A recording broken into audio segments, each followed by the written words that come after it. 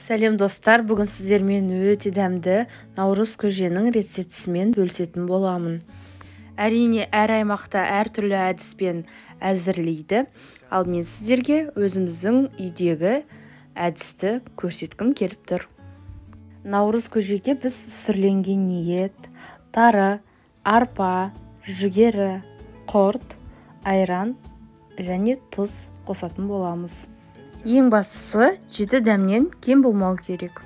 Осы видеоны көріп отырсаңыз, арнама тіркеліп, видеоның соңына дейін көруіңізді сұраймын. Ең алдымен етті суға салып қайнатып алатын боламыз. Кез келген етті қосуға болады, мен сүрленген етті пайдаландым. Келесі кезекте тары мен арпаны дұрыстап суға жуып аламыз. Тары мен арпаны дәл осы әдіспен төгіп алмай, тазалап жуып аламыз.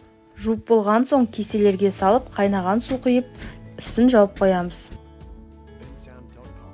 Еттің астын тым жоғарылатпай және де тым түсірмей, орташа температурада 3 сағат көлемінде пісіріп алатын боламыз.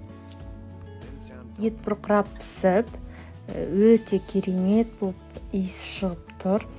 Піскен етті алып, ситадан 2-3 қайта өткізіп, сорпамызды мөлдір тұнық етіп аламыз.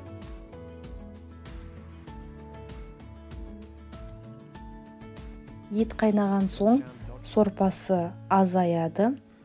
Азайған соң қайнаған су құйып, дәміне қарай, татымына қарай тұзын салып, сорпасын дұрыстап аламыз.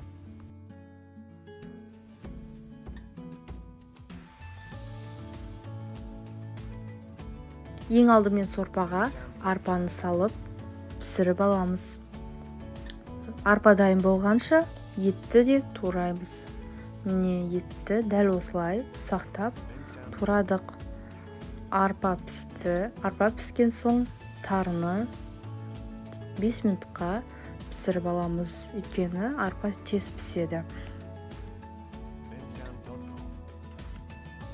Міне сорпаға қайнатылған арпа мен тары пісті.